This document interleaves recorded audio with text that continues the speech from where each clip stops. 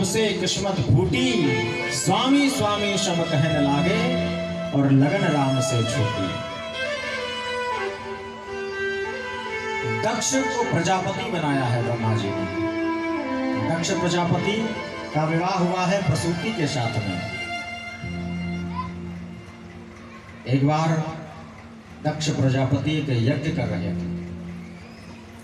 अत्रे गृहे सुरश्रेष्ठा स्तुत्पत्यन्त हेतवः किंचित् चिकीर्षवो जाता हे ददाख्या हि मे गुरुः। माता सती ने बड़ी तपस्या की थी भगवान शंकर को प्राप्त करने के लिए। भगवान भोलेनाथ के साथ में इनका विवाह हुआ था। नारद जी ने इनसे दक्ष प्रजापति से कहा था कि आप भगवान शंकर के साथ में अपनी पुत्री का विवाह कर दो। तो आज एक यज्ञ किया है इन्होंने। इस यज्ञ में सभी देवताओं को बुलाया है, जितने देवता हैं सबको बुलाया है। ब्रह्मा जी महाराज, विष्णु जी और शंकर जी सभी आए हैं।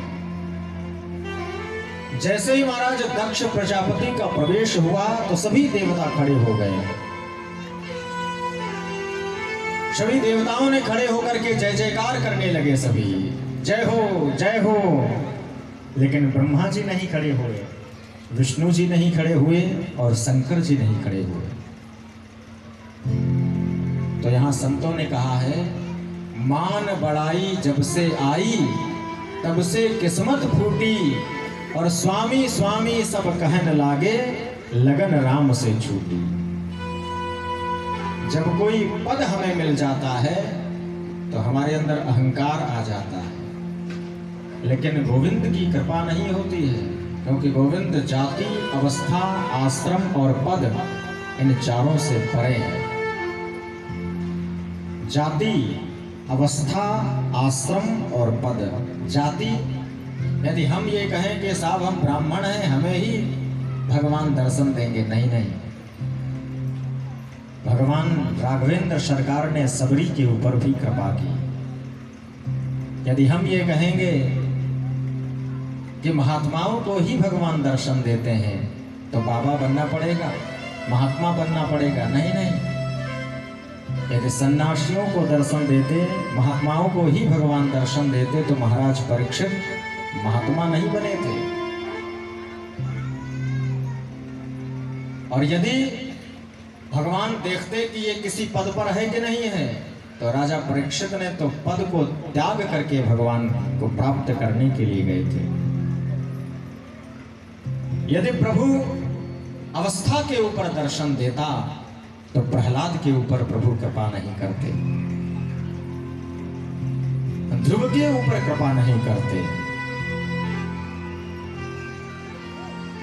दक्ष प्रजापति को ये अभिमान आ गया था कि विष्णु नहीं खड़े हुए कोई बात नहीं, ये तो मेरे गुरु हैं। ब्रह्मा नहीं खड़े हुए कोई बात नहीं, ये मेरे पिता हैं। लेकिन ये शंकर क्यों नहीं खड़ा हुआ? क्योंकि ये तो मेरे पुत्र के समान है, मैंने तो इसको अपनी बेटी ब्याही है, इसको तो मेरा सम्मान करना चाहिए था, ये क्यों नहीं खड़ा हुआ? तो अभिमान आ गया, किसका? पद का अभिमान आ गया। लेकिन भगवान कहते हैं दर्पहा दर्पदो द्रप्तो। भगवान तो कहते हैं कि यदि तुम्हारे अंदर अभिमान आ जाएगा तो मैं नहीं आऊंगा। और अभिमान तो परमात्मा का भोजन है, हमारे गोविंद का, प्यारे का भोजन है अभिमान। वो नहीं रहने देते हैं किसी का अभिमान। बात इतनी अधिक बढ़ गई कि नंदीश्वर और भृगु जी महाराज में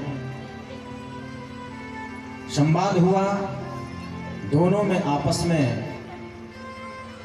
अपशब्दों का प्रयोग किया गया, जिसके कारण से दोनों में आपस में शापाशुपी होने लगी। उन्होंने साफ दे दिया कि जो शंकर को मानने वाले भृगु जी महाराज ने साफ दे दिया, जो शंकर की पूजा करेंगे वो सब पाखंडी हो जाएंगे। नंदीश्वर को भी क्रोध आ गया और उन्होंने भी साफ दे दिया क्या कि जितने भी ब्राह्मण हैं सभी केवल अपनी जीविका को चलाने के लिए ही विद्या अध्ययन करेंगे। भोलेनाथ तो भोले हैं, भोलानाथ से निराला कोई और नहीं। सीधा जी, भोलेनाथ तो निराले हैं, ऐसी बिगड़ी बनाने वाला और नहीं। भोलेनाथ से निराला कोई और नहीं। भोलेनाथ से निराला कोई और नहीं। ऐसी बिगड़ी बनाने वाला, ऐसी बिगड़ी बनाने वाला और नहीं। भोलेनाथ से निराला कोई और नहीं। भोलेनाथ से निराला कोई और नहीं। भगवान भोलेनाथ बड़े दयालु हैं। भगवान भोलेनाथ दयालु हैं। उन्होंने कुछ नहीं कहा और चुपचाप वहां से उठ करके चले गए।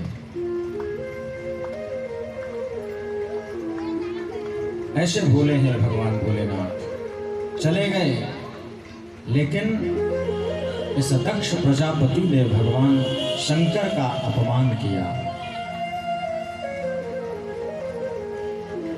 और अपशब्दों का प्रयोग किया। एक दिन की बात है, ये दक्ष प्रजापति ने एक यज्ञ किया। कहाँ? कनखल में, हरिद्वार के पास। ये भगवान शंकर को अपमानित करना चाहता है। अपमान करने के लिए इसने एक यज्ञ किया और उस यज्ञ में सभी देवताओं को बुलाया, बड़े बड़े महात्माओं को बुलाया, ऋषियों को बुलाया, सबको बुलाया, लेकिन भोले बाबा को नहीं बुलाया। कितना बड़ा इसने अपराध किया। जब भोलेनाथ को नहीं बुलाया, जितने भी देवता थे सब देवता अपना अपना विमान लेकर के यज्ञ मंडप की ओर प्रस्थान करते हैं, तो कैलाश के ऊपर से ही निकल रहे हैं। देवताओं ने विचार किया मन में, क्या भोले जी का निमंत्रण नहीं है? आए भोले जी को पता चला, माता सती को पता चला कि हमारे पिता के वहां यज्ञ हो रहा है और हमें ही सूचना नहीं है। तो किसी ने पूछा माता सती से कि आपके पास निमंत्रण नहीं आया? तो बेटी का हृदय देखिए कैसा होता है। बेटी का हृदय कैसा होता है। उसने कहा, माता सती कहने लगी कि हमारे पिता ने निमंत्रण तो जरूर भेजा होगा, हो सकता है जिसके द्वारा भेजा है निमंत्रण वो आने में देर कर रहा हो, लेकिन कोई बात नहीं, वो तो मेरा घर है। अब माता सती के मन में ये बार बार उथल पुथल होने लगी कि अब किस प्रकार से हम पहुंचे, क्योंकि यज्ञ हो रहा है, इतना बड़ा यज्ञ हो रहा है और पिता ने निमंत्रण नहीं दिया। भगवान भोलेनाथ समाधिस्थ हैं, समाधि में बैठे हुए हैं।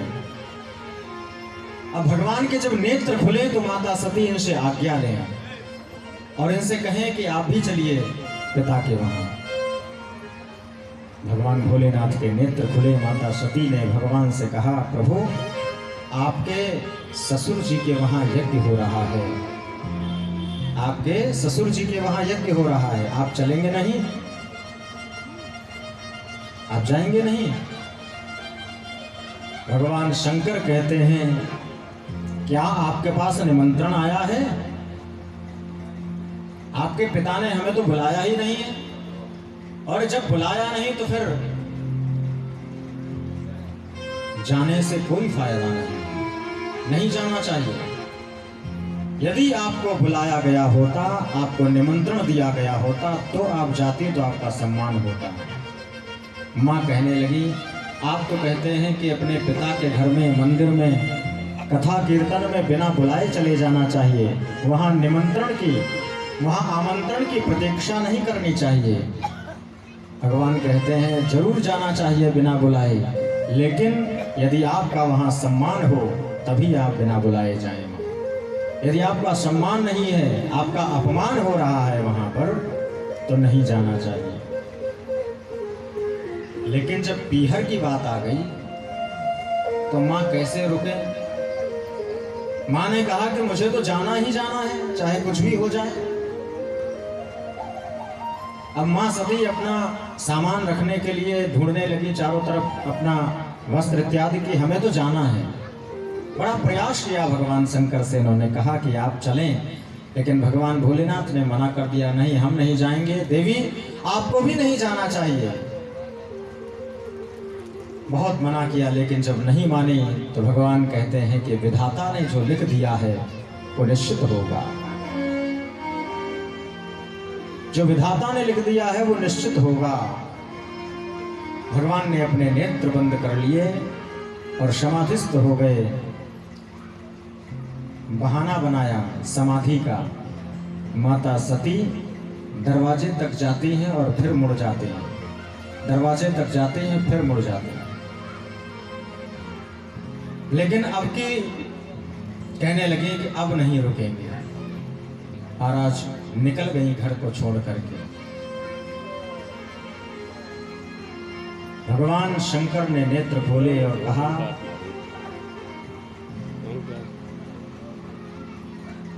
नंदीश्वर को आवाज दी। नंदीश्वर से कहा, जाओ इनके जो भी वस्त्र इत्यादि रखे हों, आभूषण इत्यादि रखे हों, सब लेकर के जाओ। कहीं ऐसा न हो कि अपने पिता के घर ये जाएं और इनके पिता या इनके सगे संबंधी ये न कहें कि घर से रूठ करके आई है, झगड़ा करके आई है। इसलिए नंदीश्वर को भेज करके भगवान कहते हैं इनको ससम्मान लेकर के जाओ आप। तो नंदीश्वर साथ में है, माता सती चली। दक्ष प्रजापति अपने पिता के भवन के तरफ, जहां यज्ञ मंडप बना हुआ था, उस भवन में जैसे ही प्रवेश किया,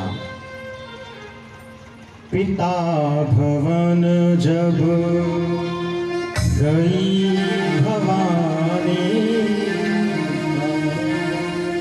पिता भवन जब गई भवानी, दक्षसास काहू न सन्मानी,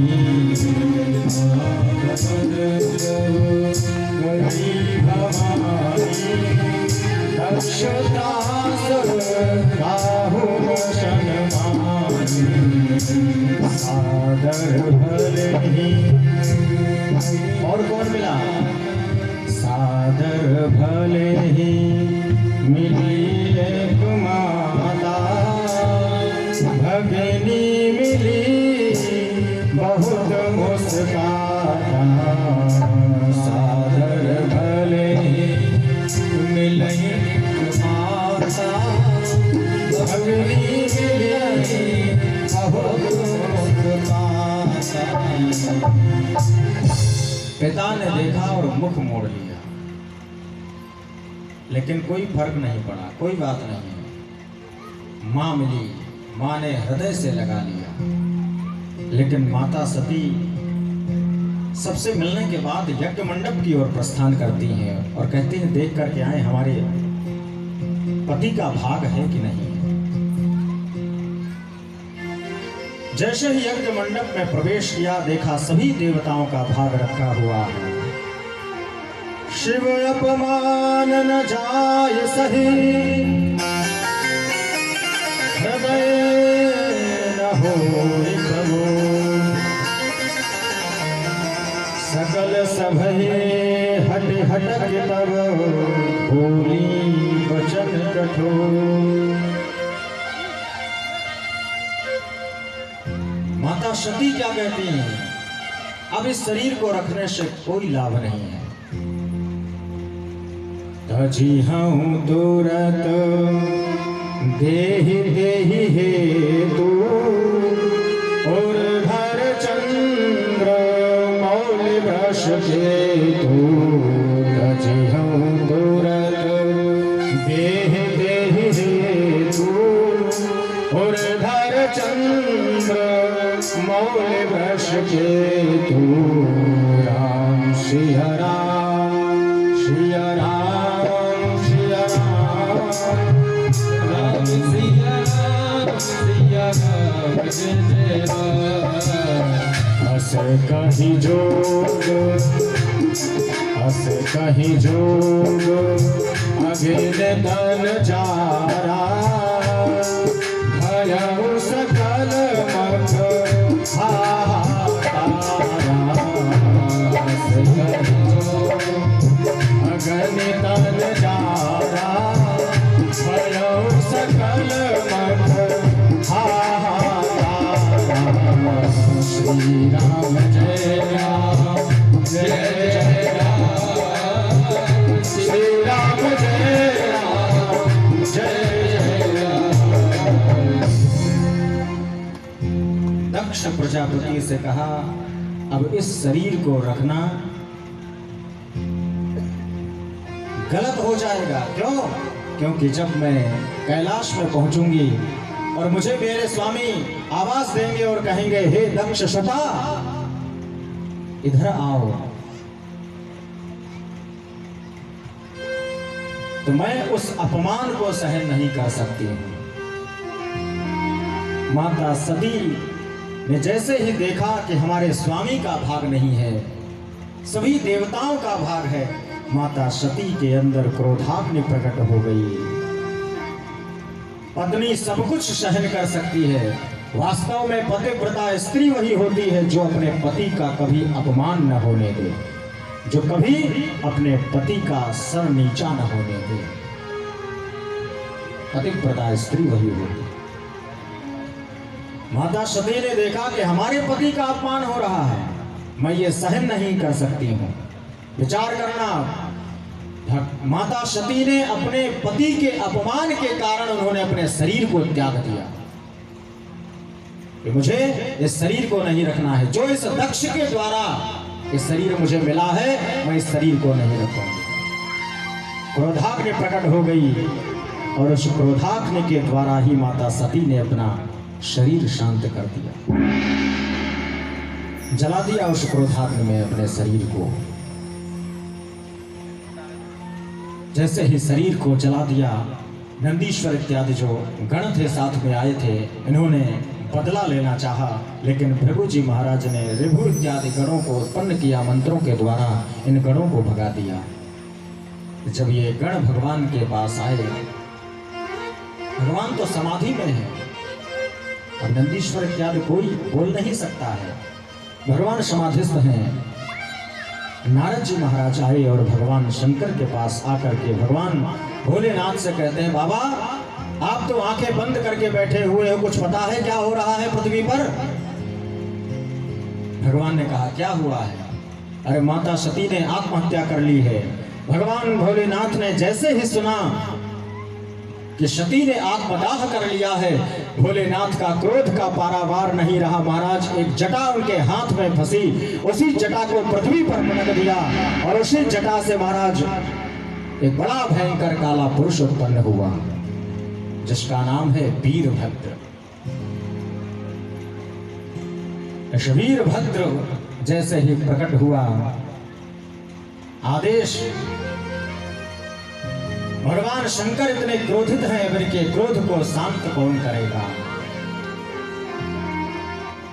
भगवान शंकर ने वीरभद्र को आदेश दिया कि जाओ, जिसने जैसा किया हो उसको वैसा ही फल देना, इस यज्ञ का विध्वंस कर दो। वीरभद्र अपने गणों को साथ में लेकर के और दक्ष के यज्ञ का विध्वंस करने के लिए निकल पड़े। इधर स्वाहाकार हो रहा था, इंद्राय स्वाहा, सूर्याय स्वाहा, लेकिन अचानक देखा बड़ा भयंकर तूफान आने लगा। चारों तरफ से बड़ा भयंकर जब तूफान चलने लगा, ये हवा इतनी तेज क्यों हो गई? ये तूफान कहां से आ रहा है? हड्डियों की वर्षा होने लगी। देवताओं ने देखा, देखते ही देखते चारों तरफ से उस यज्ञ मंडप को घेर लिया वीरभद्र महाराज के सभी गणों ने। एक एक ने महाराज पकड़ लिया, किसी ने भृगु जी महाराज भृगु जी को पकड़ा, किसी ने पूसा को पकड़ लिया, किसी ने भग देवता को पकड़ लिया। भृगु जी महाराज की दाढ़ी को नोच दिया, भग देवता के नेत्रों को फोड़ दिया, पूषा के दांतों को तोड़ दिया। दक्ष प्रजापति को ढूंढा गया, दक्ष कहाँ है? दक्ष प्रजापति को ढूंढ करके लाए, उसके गर्दन को मरोड़ करके कुंड में स्वाहा कर दिया। दक्ष प्रजापति का भी प्राणांत हो गया। यज्ञ का जब विध्वंस हो गया तो चारों तरफ हाहाकार मचने लगा। ब्रह्मा जी ने देखा कि इसी प्रकार यदि यज्ञ में उत्पात होंगे तो आज के बाद कोई हवन नहीं करेगा, कोई यज्ञ नहीं करेगा। इसलिए सभी भगवान भोलेनाथ के पास सभी देवता चलते हैं प्रार्थना करने के लिए। और भोलेनाथ कैसे हैं? भोलेनाथ तो बड़े भोले हैं, इतने भोले हैं महाराज, जो जैसा चाहे वैसा प्राप्त कर ले भगवान भोलेनाथ से। भोलेनाथ से निराला जय हो कोई और भाव से भगवान शंकर की प्रार्थना कर। ऐसी बिगड़ी बनाने वाला कोई और नहीं, भोलेनाथ से निराला, भोलेनाथ से निराला कोई और